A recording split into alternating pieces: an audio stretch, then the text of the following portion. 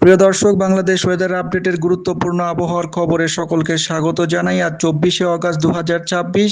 এই মুহূর্তের গুরুত্বপূর্ণ সতর্কবার্তা: উত্তর বঙ্গোপসাগরে লঘুচাপের কারণে বায়ুচাপের তারতম্য বিরাজমান রয়েছে। উত্তর বঙ্গোপসাগর উত্তাল অবস্থায় রয়েছে। উপকূলবর্তী এলাকার ওপর দিয়ে ঝোড়ো হাওয়া বয়ে যাওয়ার আজও সম্ভাবনা রয়েছে এবং আজ সারাদিনে বৃষ্টিপাতের সম্ভাবনা খুলনা, বরিশাল, চট্টগ্রাম, সিলেট বিভাগে মারাত্মকভাবে দেখা যাচ্ছে এবং লঘুচাপটি আরও বেশি সক্রিয় অবস্থায় স্থলভাগের দিকে এগিয়ে আসতে পারে এবং উত্তর বঙ্গোপসাগরে প্রবল অবস্থায় মৌসুমী বায়ুকে সক্রিয় করে তোলার সম্ভাবনা রয়েছে। তো এই সংক্রান্ত খবর বিস্তারিত ভিডিওটির মাধ্যমে জানানো হবে, তাই শেষ পর্যন্ত দেখতে থাকুন এবং আপনি কোথা থেকে দেখছেন তা অবশ্যই কমেন্টের মাধ্যমে জানান। সেখানকার আবহাওয়ার পরিস্থিতি কীরকম রয়েছে তা অবশ্যই জানান এবং নতুন হলে চ্যানেলটিকে অবশ্যই সাবস্ক্রাইব করে রেখে দিন প্রতিদিন নিয়মিত খবর সবার আগে পাওয়ার জন্য। তো প্রিয় দর্শক, এই মুহূর্তের যা পরিস্থিতি দেখা যাচ্ছে উপগ্রহ মানচিত্র থেকে সরাসরি মৌসুমী বায়ুর অক্ষের বর্ধিতাংশ বাংলাদেশের মধ্যাঞ্চল এবং দক্ষিণাঞ্চলের ওপর দিয়ে বিস্তৃত হয়ে উত্তর বঙ্গোপসাগর এবং লঘুচাপের কেন্দ্রস্থল পর্যন্ত বিস্তৃত রয়েছে। আরেকটি বর্ধিতাংশ উত্তরাঞ্চলের ওপর দিয়েও বিস্তৃত হয়ে আসাম পর্যন্ত বিস্তৃত রয়েছে। মৌসুমী বায়ু দেশের ওপর মোটামুটিভাবে সক্রিয় রয়েছে এবং এই মুহূর্তের উপগ্রহ চিত্র থেকে যা দেখা যাচ্ছে, সিলেট বিভাগে বৃষ্টিপাতের উপস্থিতি লক্ষ্য করা যাচ্ছে। মাঝারি ধরনের বৃষ্টিপাত রাডার মানচিত্র থেকে দেখা যাচ্ছে এবং ঘন মেঘের সঞ্চার হয়েছে সম্পূর্ণ ময়মনসিংহ বিভাগ, সম্পূর্ণ ঢাকা বিভাগ এবং সম্পূর্ণ সিলেট বিভাগ, খুলনা ও রাজশাহী বিভাগের একাংশও কিন্তু মেঘলা অবস্থায় রয়েছে। মৌসুমী বায়ুর সক্রিয়তার কারণে উত্তর বঙ্গোপসাগর যথেষ্ট পরিমাণে উত্তাল রয়েছে। উত্তর বঙ্গোপসাগরে প্রচুর পরিমাণে গভীর সঞ্চালনশীল মেঘমালা তৈরি হচ্ছে। মেঘমালা দেশের ওপরে ছুটে আসার কারণে বৃষ্টিপাতের সম্ভাবনা অনেক জায়গাতেই রয়েছে। তো কোথায় কীরকম বৃষ্টিপাত হতে পারে সরাসরি বজ্রঝড়ের মানচিত্র থেকে দেখে নেব এবং দমকা হাওয়ার মানচিত্র থেকে দেখে নেব লঘুচাপের কারণে আজ সারাদিনে কোথায় কীরকম ঝোড়ো হাওয়া বয়ে যাবে।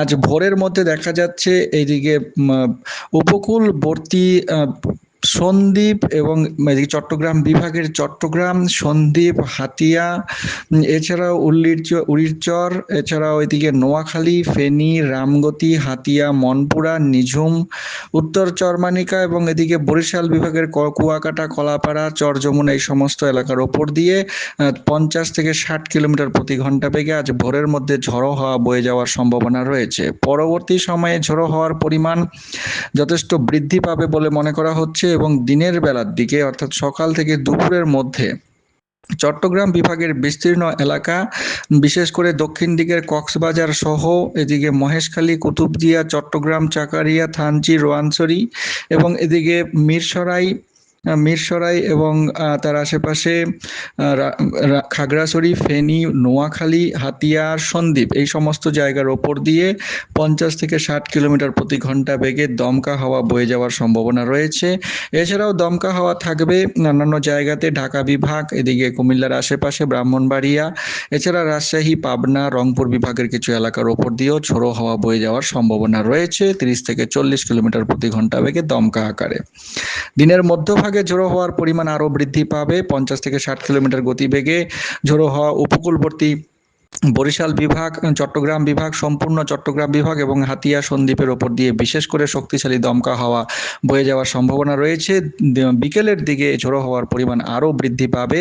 শক্তিশালী দমকা হাওয়া দুপুরের পর থেকে বিকেলের দিকে বয়ে যাওয়ার সম্ভাবনা রয়েছে। এদিকে ফেনী, নোয়াখালী, চাঁদপুর, হোমনা, কুমিল্লা এবং মিরসরাই, সন্দ্বীপ, উড়িরচর, হাতিয়া, এছাড়াও এদিকে বরিশাল বিভাগের কুয়াকাটা, বরগুনা, এছাড়াও কলাপাড়া এই সমস্ত জায়গার ওপর দিয়ে ঝোড়ো হাওয়া মারাত্মক পরিমাণে বয়ে যাওয়ার সম্ভাবনা রয়েছে। 50 থেকে 60 কিলোমিটার প্রতি ঘন্টা বেগে ঝোড়ো হাওয়া বয়ে যেতে পারে।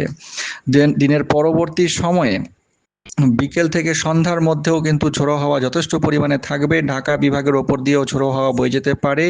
বরিশাল এবং এদিকে ফেনী, নোয়াখালী এর ওপর দিয়েও, সন্দ্বীপের ওপর দিয়েও ঝোড়ো হাওয়া বয়ে যেতে পারে। পরবর্তী সময়ে মোটামুটি আজ মধ্যরাত পর্যন্ত ঝোড়ো হাওয়ার এই প্রভাব থাকবে এবং উত্তর বঙ্গোপসাগরে ঝোড়ো হাওয়া থাকবে 40 থেকে 50 কিলোমিটার গতিবেগে ঝোড়ো হাওয়া বয়ে যাওয়ার সম্ভাবনা রয়েছে এবং সাগর যথেষ্ট উত্তাল অবস্থায় থাকবে। বজ্রঝড় এবং এবং বৃষ্টির মানচিত্র থেকে দেখে নেব কোথায় কিরকম বৃষ্টিপাত হতে পারে। আজ ভোরের মধ্যে এদিকে চট্টগ্রাম বিভাগের বিস্তীর্ণ এলাকায় মাঝারি থেকে ভারী বর্ষণের সম্ভাবনা।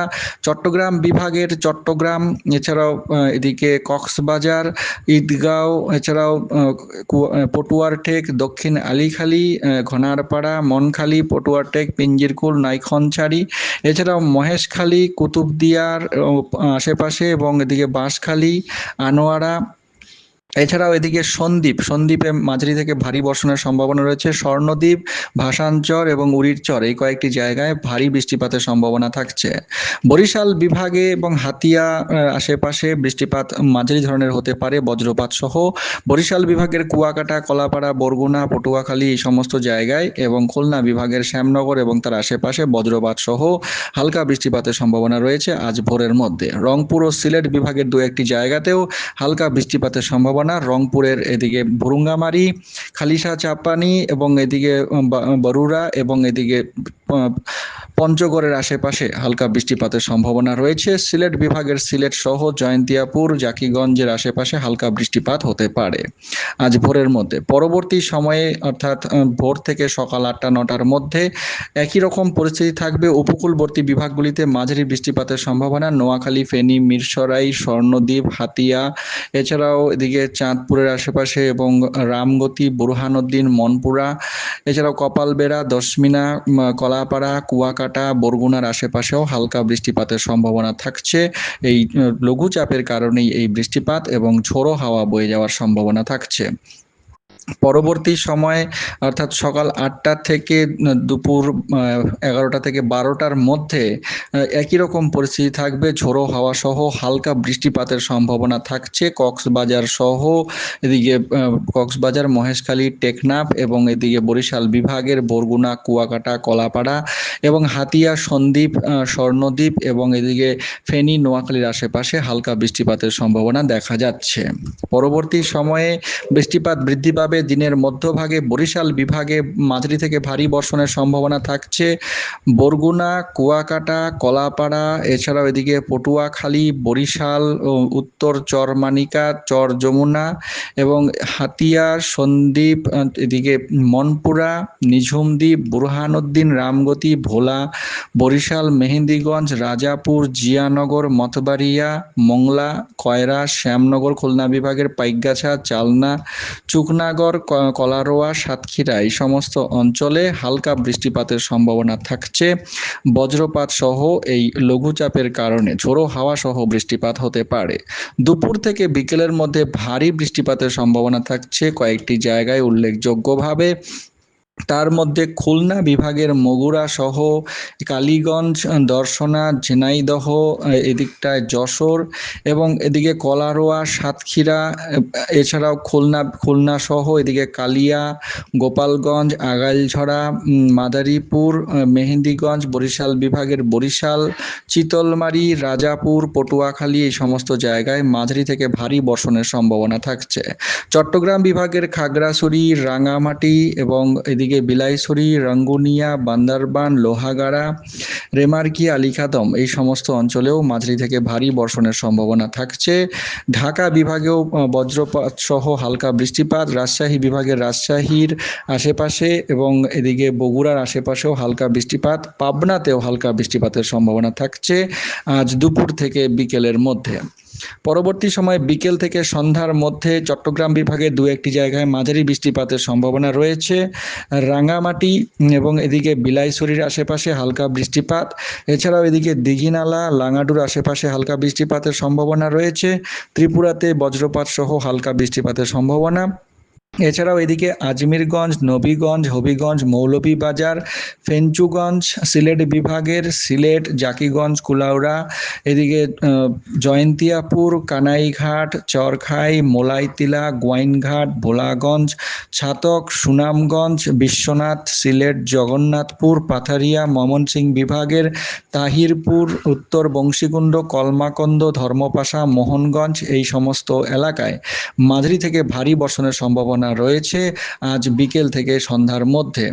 এছাড়াও এদিকে রাজশাহী বিভাগের বগুড়া, নওগাঁ, পাতনিতলা, পরশা এই সমস্ত এলাকায় হালকা বৃষ্টিপাতের সম্ভাবনা থাকছে।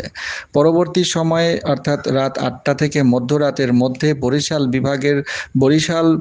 এদিকে বরগুনা, বিশেষ করে বরগুনা, কুয়াকাটা, কলাপাড়া, এছাড়াও এদিকে সন্দ্বীপ, হাতিয়া, ফেনী, নোয়াখালী এবং সিলেট বিভাগের সিলেট সহ তার আশেপাশের অঞ্চলগুলিতে, রংপুর বিভাগের ভুরুঙ্গামারী, পঞ্চগড়ের আশেপাশে হালকা বৃষ্টিপাতের সম্ভাবনা থাকছে।